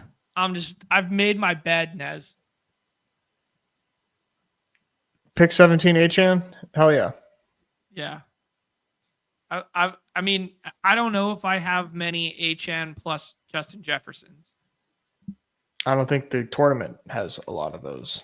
Yeah. Let's cook. Yeah, let's dig it. Let's get it. I think there's I mean, I don't really care about ownership as a whole, but like me thinks this is a fun combinatorial one just of 2 ceiling guys. Agreed. So like last year, Amari Cooper, very strange year. He did play 14 games. Yeah. Finished with 547 yards. He just couldn't get on the field with the Bills, which was so surprising. Like they were using fucking Mac Hollins at the X and stuff over him and whatever. Well, it was weird because like he had one game with 14 targets. Right. Yeah. Viper week. Viper week? Yeah, he went 14 targets, 6 receptions, 95 yards. Dog Bowl finals. Wow. and then like did nothing Yeah. before that. Just a really bizarre season. He's 31 years old. Yeah. It really shouldn't be this Jover for him, but Right. 31. That's it? yeah, Jesus. he's a Yeah, I kid. thought he was like closer to my age. That's what you would think. Ultimately, though, obviously hurts Thornton and Besh big time. Yeah. But like, what if Cooper can net himself like 800 receiving yards? Is that too much to ask? I don't think it is. I mean, I think it's obviously the ceiling, the pinnacle. Let's make this pick here. Dude, I kind of like Kyron. I'm Kyron here. Yeah, I like it too. I think that's just knowing like what's going to come around back to us versus what the pick is here. Because we're going to like the pocket of wide receiver the next 2 rounds, kind of like just as much as we're going to like Marv and just as much as we're going to like, like Kyron doesn't usually come back to 32 anymore since he signed. No, he shouldn't, man. He projects just as well as like Jacobs, Brown, JT. Right. I haven't looked at the main slate yet. I haven't looked at the week 1 main slate yet, but like Cook and Henry won't be on it. The Dallas guys and Philly guys won't be on it. KC and okay, so Ken Walker versus Seattle versus San Francisco at home. Bucky Irving at Atlanta. Pollard at Denver. Not going to be a fun one there. Okay, Jonathan Taylor at Miami, or Jonathan Taylor at home with Danny Dimes' first game versus Miami in week 1. Or Kyron Williams at home versus the Texans. Jonathan Taylor. Yeah. By a bit of a landslide. Okay. Worthy? Yeah. I agree with the Worthy suggestion there. So do I. I mean, we've kind of been Worthy Bulls for a while here, but getting Worthy in our lives in the 4th round, even though we know Rashee Rice is going to miss the first 6 games, feels pretty effing good. Yeah, I'm just surprised he isn't pushing up further. Yeah. The crowd's coming after my pronunciations of the gyros. Euros. Guys, welcome to the show, man. I mispronounce everyone's name. Good. Once a show. Blake, this is how I know you're lying. You never won a home league, bro. Yeah, Nez, I was looking up the Tyler Lockett stuff. You're misremembering how good Tyler Lockett was if we're putting him in the same camp as Jacoby Myers. Let's compare him. What do we got here? Dude, Tyler Lockett had, for a stretch of 2018 through 2023, 900 yards and 10 touchdowns, 1,000 yards and 8, 1,000 yards and 10, 1,100, almost 1,208, 1,009, 890, and 5. I guess my point is that like, how many of those were with Geno? That was like, like Geno came into the fold in 22. Right. Yeah. His Geno years were when he was 30. Yeah. So 30, 31, and 32. And So he was 1,009, 894, and 5, 602. Yeah, it wasn't necessarily like it was more so a comparison of who he was playing with and when, not like overlapping Jacoby and Lockett just like that. Yeah. Jacoby's got a little more size, like he's taller, could be a better red zone guy, but he's also 29. So we're on the clock, bro. Oh shit. Here I am fucking around. Hunter or Waddle? Hunter. All right. Bless up the sidekick for that one. Saving our bacon. Yeah. Waddle would have made sense for the stack, but yeah. Hunter, top of the list. We like Travis Hunter. Good panic pick. Good panic pick indeed. All right. This is funny. Nick, suspension is good for Worthy. Suspension is good for Rice. No one could be wrong. It's all priced in, baby. It's all priced in. It's in the Sims. It's in the Sims. It's in there. Yeah. Oh, Respook saying his state just got Pick Ems. I did not see anything this morning, like email or anything wise, as to the additions. Golden, Pollard, Golden or Debo. All right, let's say Golden then. Always Golden. Debo's fine. Yeah. Who gets more? Okay, here's a fun one. Week 1. Washington versus the Giants. Can't imagine that that's a primetime game. Washington versus the Giants, week 1. Who gets more carries? Bill or Debo? Bill. Who gets more carries? Chris Rodriguez or Debo? Week 1. Debo. So you think Bill gets the most carries in that backfield week 1? No, I think Eckler does. You think Eckler does? Okay. Who gets more carries? Nah, that's pretty good. That's where we got to leave it. All right. Yeah. Eckler, Bill, Debo, Chris Rodriguez. Okay. Plus, Jaden Daniels is going to run. Jaden Daniels, yeah. Well, Jaden Daniels might be running for his fucking life against that pass rush. Yeah.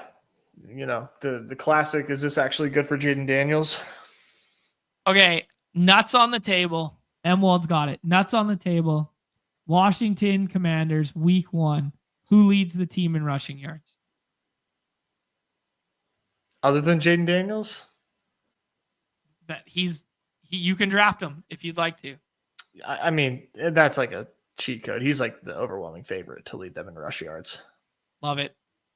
I like Aaron Jones here, like the sidekick likes, dude. I think it is a tier break. Yeah, big time Aaron Jones fan. Let's do it. That seems fun. Yeah, take a lot of that guy. Yeah, also get a little bit of correlation with Jefferson there. We could tack on JJ McCarthy if we want. Just to recap, we got a 3, 4 through 7 rounds started up here. Justin Jefferson, Achane, Kyron, Worthy, Hunter, Golden, Jones. Good start. Yeah, it's good. Being pointed at Earth, I want Noah Brown. Give me Noah Brown. Jaden Daniels here for Martin. Chris Rodriguez, week 1's going to be a movie. Bill's going to rip off 6 for 19 in week 1. Chris says Devo. Martin says Chris Rodriguez. Adam's asking Bill or Scata Boys mount up. Ooh. Wow, that's a good one. I think Bill. Yeah, I don't know. I can't relinquish my priors that I think the Scata Boys can Scata Boys out. Pocket Siggo's there, which is a little unfortunate. Dude, I'd be inclined to take Pittman here. Tyler might come back and we don't have a stack partner. Pittman or Keon Coleman are good by me. I think I'm Pittman. Do it. I like the Pittman shit right now. The Shipman. Shitman. All right, let's check out what the other guys are cooking here. Shady is in his bag right now with 4 running backs and a quarterback through the first 7 rounds and only 2 wide receivers. So that's kind of unique. That's cooking. Ship my money. What's Ship my money doing here? 2 running backs start, sets up that Purdy, Jennings, and McCaffrey. Pretty standard. pulled up Mike Evans over to the left side of the board a little bit more over the running back tier, which makes sense after you start running back and tight end. Our guy Troy has the Burrow double, but he didn't want to tempt fate and push it. So he just took it at 5 there. That's what I've been doing lately. Yeah. Like, it's crunch time, you know? Like, if I take Chase, I'd like Joe Burrow. So I'm not pushing it, just hoping to run better than the rest of the field. Yep. Interesting start from our guy Len Keith here. Does the Gibbs pick again there, and then gets this coveted Hurts Devonta when Hurts falls back to the left side, and then Devonta slips back around. That's a fun one. Yeah, there, awesome. You start with those double anchor guys, and then start pissing. That feels really good. Yeah, it does. Circa was the Rice drafter at 62. Is that a price that you would like? Yes. Yeah. That's where I'm trying to take Rashi now. 60. As soon as pick 60 hits, I would like to draft some Rashi. I don't know how much I'm going to end up with in BBM, but I am trying to start to draft him way more. Okay. Yeah, I think it's still a little too rich for me. You got to get there, bro. Missing seven of the first 10 weeks he's missing. Everybody misses 1 week in the first 14 weeks, though. It's true. This is football. Chris Godwin is a suggestion here. Baker's on the board. We could set up a Dak backstack. We could set up some Bo Nix backstack stuff. I'm into the Bo Nix backstack. Sure. Not something I normally do. So why not pair it with the GM? Yeah. Let's see here.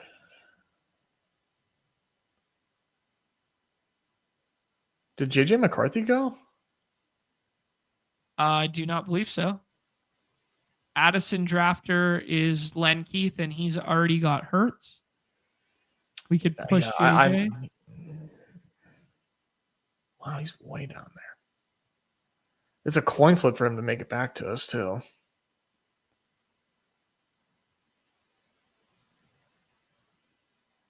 Yeah, I'm down to push quarterback one more time and then just get like JJ or Trevor Lawrence or Love coming back. We got 3 stacking partners all for it. Like, because we could grab Mims here and just do like the Knicks plus Mims thing. Right. We could also do Ingram. No, Ingram went. Yeah, Mims does stand out. Unless, yeah, I was going to say Franklin later on, but we could do I like Mims. Mims has a groin injury, but he's going to be okay. Is what they're telling Trevor Lawrence has a 76% chance coming back. We could do Fields naked, or we could do Mims. Let's do Mims or Tootin like they're saying. I'm cool with Mims. Okay. I think that might be my first Mims share of the summer. As soon as they traded Vele, I started drafting Mims a lot. Yeah. I was so scared of like the low A-dot stuff, like all at the line of scrimmage, and like misconception that he was like the KJ Hamler take the top off guy when he was actually just like the dip and dunk, but didn't really good get though. It. He might be. I don't know yet. Well, he was good. He was good at what he did. Yeah. He was very efficient. Very efficient. And their plan is to use him quite a bit unless he gets cucked by Pat Bryant, but all signs point to Mims being on the field a ton. I don't think he'll get cucked by Pat Bryant because they do very different things, right? That's my understanding. Yeah, I feel good about Mims, man. I'm starting to mix in this Knicks Mims stuff a lot more. Yeah. I feel confident about Mims' route participation. Efficiency probably takes a dip. I mean, there's no way he remains as efficient last year as he was last year. But yeah, no, I'm buying into Mims as a best ball profile. That's good. Yeah, Adam's right here, like 2.5 yards per route run, which would be like sick, but it's only on like 10 ran routes. Like it's kind of like it's a little bit Jaden Reedy. Yeah, sort of. Yeah. But it's like we feel much better about Mims' route participation than Jaden Reed's. I agree with you. Happy birthday to the Saw Dog. Saw him in the top 10, maybe Hey, top 15. let's go, man. Happy birthday. Last night, rolling through. Love to see it. Mad love, mad love. Love it, let it go, baby. We could do Dak and set up something of the backstack variety. We could do Trevor Lawrence here. Would you would do Trevor Lawrence over JJ? Yeah. I'd actually do Dak and just say fuck it all and go all in on a backstack. Why would you do that? Because I love Dak. You want JJ? We'll do JJ. JJ or Trevor Lawrence? All right. We got Dak. Fuck.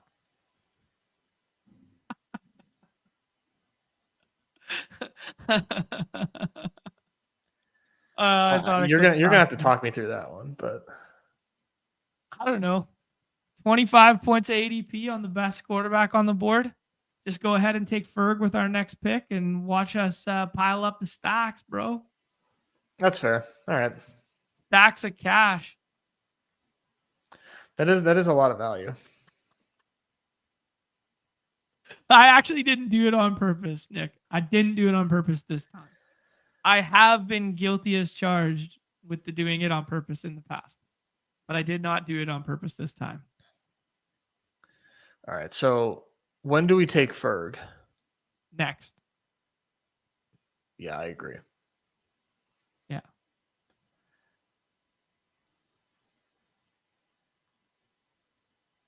Ooh, spicy for Manuel. What's the evidence of the contrary? Yeah, I don't know.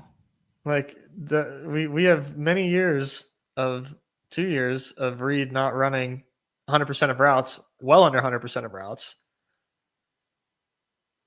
We'll see, I think we take Ferg here, dude. That was kind of like the thesis of the misclick. The misclick. Yeah, no, you got to go Ferg here. You know, Sidekick is smart, man, but Sidekick can't see the whole board. I'm playing 3D chess out here, bro. To be honest, I actually didn't want to do the Dak thing there. Well, you did want to. Oh, yeah, I did. I absolutely wanted to, but I didn't actually do it, if that makes sense. On purpose, right. I didn't do it on purpose. I was respecting you and the Sidekick, and it accidentally turned into what my dunce cap brain wanted. Who has CD in this lobby? Let's tap in. MVP RJ has CD Lamb and passed on Dak for 2 weeks of Brandon Ayuk. Already had Kyler unstacked. So he's got a plan. He's got a plan for Kyler.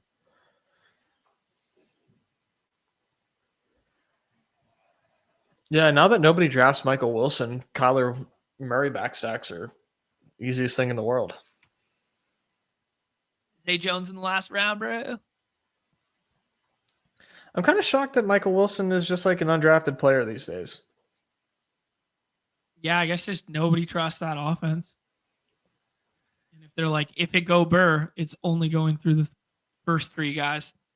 Yes, okay, let's play a Michael Wilson game here because I've never actually looked at Michael Wilson's like career numbers or anything like that. Michael Wilson is going into his 3rd season in the league. Higher or lower 5 touchdowns scored in a season for Michael Wilson? I think it's lower. Higher or lower 400 receiving yards in a season for Michael Wilson? Higher. Higher or lower 650 receiving yards? Oh shit, it's our pick. I don't want to do Judkins. Absolutely fucking not. Yeah. Tillman or Strange? Algier, Chubb. Algier, Chubb. Let's do Chubb. Okay. All right. Get some early week points there from the running back position. And then let's see. So here's never mind. Okay, higher or lower, more receiving yards in a season. This isn't a higher or lower. More receiving yards in a season. Marvin Mims or Michael Wilson? Michael Wilson. Careers. More than Marvin Mims? Mm-hmm. Okay. Yeah, like Michael Wilson, I just don't know if people like. I think people think that he was like a 0. Yeah, I'm excited to go look. Yeah, I'm pretty familiar with his stats. Okay. Judkin continues to fall here. There was some fake reports circulating this morning. Pay no mind to it. We could add a third quarterback in Tua. If you like a third quarterback, we could add Rashad White or Ford or Shipley or Rico Dowdle. I like Rashad White. Sure. I'm cool with that. Did Coker go already? No, Coker was there too.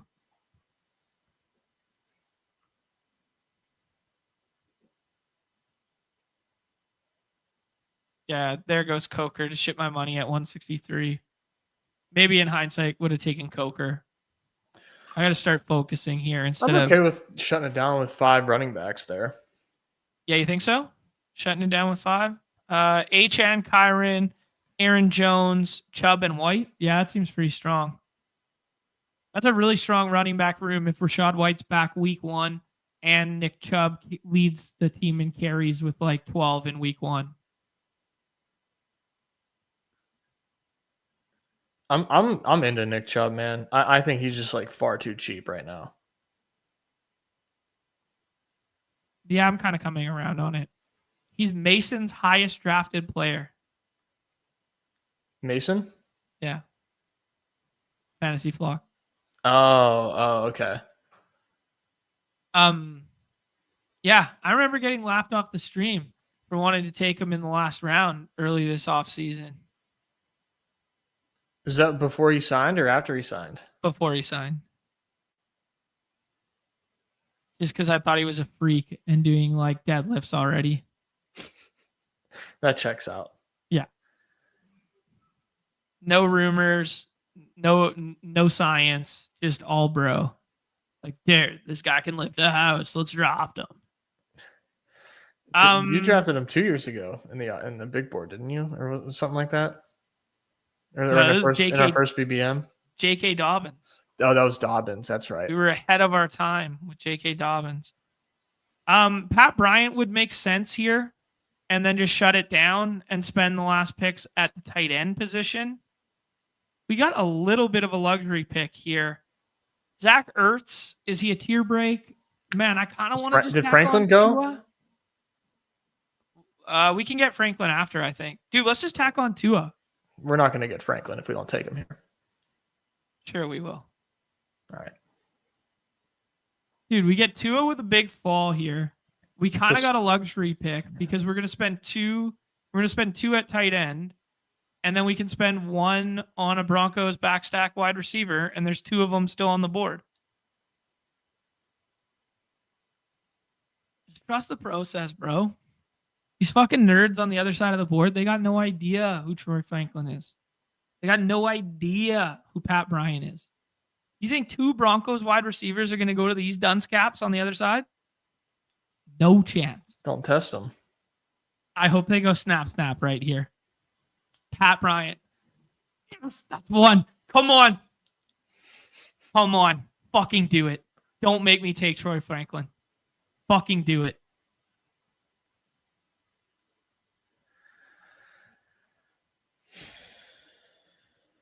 Come on, Jay Bicknell 99. I believe in you. All right. So with Tua on this team, like, do you want to take a Washington receiver since we don't have one? Why would I want a Washington? Or I meant a Miami. We got Achan, baby. All right. I mean, we could take Malik Washington, but you wanted Franklin. And I told you we would love it, let it go, and it comes back to us. I wanted Franklin before you took Tua, and then after you took Tua, you got to reshuffle the Sims as far as so. Yeah, I mean, Achan is probably fine with Tua. Dude, the S words are in my head. He's gonna catch 90 passes this year. I definitely think Darren Waller is on this team. Yeah, I'd be fine with that. If you want to take Waller with one of the last tight end spots here. I think that only makes sense. Yeah.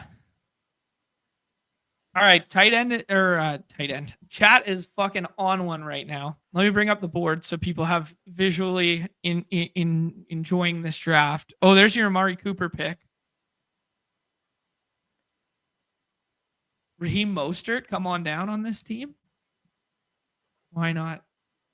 Fun fact from Adam, Mims played the least amount of snaps of all Broncos wide receivers last year, including Lil Jordan Humphrey and Vele and Troy Franklin. Wow.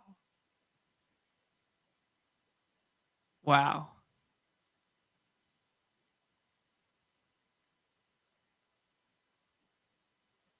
We'll see how it goes this year.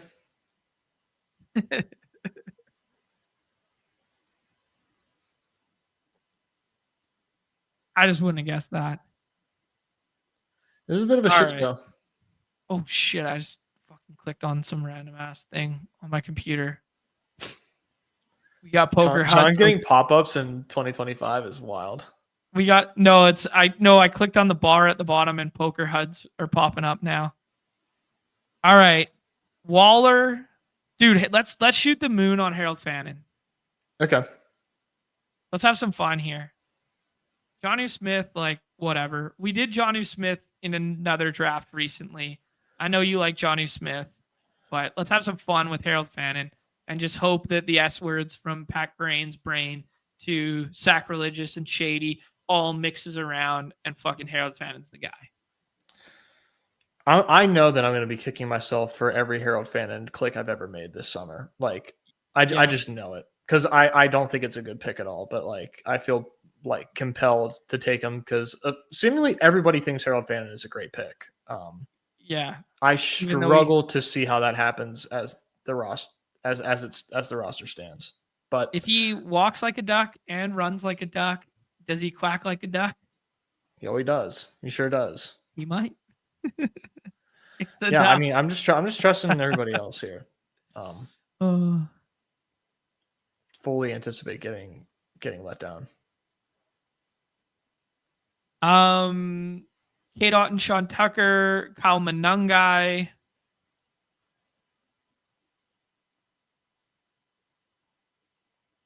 Bannon Cabal is real. Peer pressure of best ball draft season is real. It's so true. Scroll the F down to Musgrave or Michael do that Mayer. on your own time, Charles.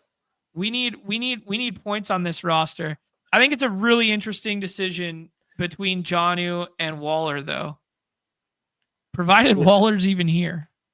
Yeah. Dude, John, the projected points of Jonnu here is like so difficult to pass up. Yeah. I mean, I know we want to get a little stacky, but I think we should just do it. I got to have my fun by making him take Harold Fannin. The Jonnu Fannin throwing haymakers back and forth in week 17 is going to be a movie.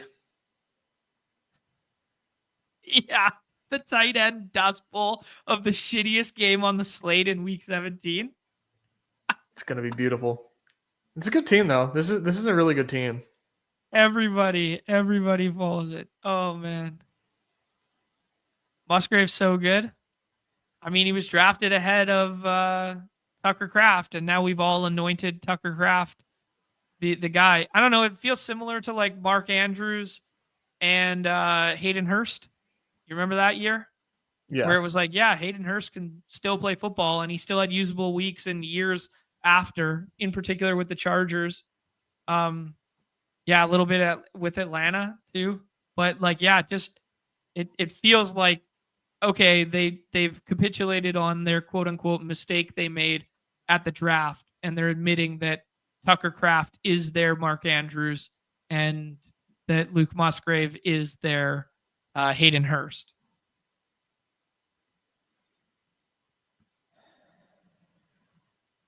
I like I like where your head's at. You're always knee deep in these situations that I can rarely recall the the intricate details of. Dude, I think this team this felt like pulling teeth, but this team actually turned out really good. All right, let's break it down. Let's see this. We got ourselves a 3-5-7-3. Little bit of a misclick on Dak Prescott there, where it could have been a different stacked quarterback. It could have been JJ or Trevor Lawrence there, but we end up with Dak and trying to make the best out of it here with a Bo Nix, Dak, Tua. We get Tua almost 20 picks past ADP to go alongside Achane, who's going to catch 90 balls. Kyron Williams, who rarely falls back to the middle despite his ADP. Now, Aaron Jones, Nick Chubb, Rashad White.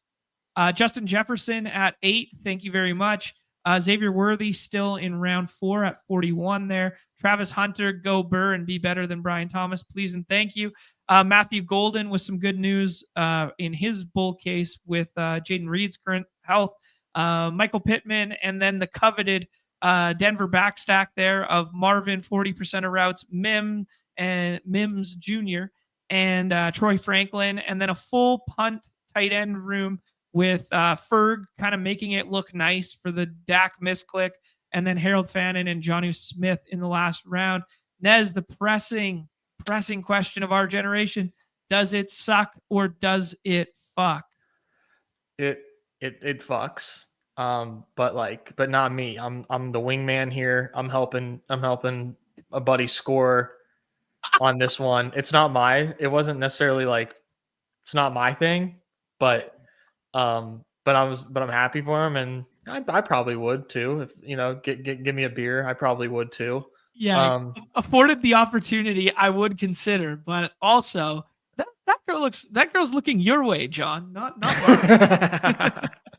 No, dude, this team's actually I think this team is really good, and this is a weird way to evaluate teams, but I like looking at the bottom of each position. Okay. You know what I'm saying? So the last 2 wide receivers, Mims and Franklin, I really like right now. Yeah. I like Jonnu and Fannin. Yeah. But John is the 18th round pick. Love that.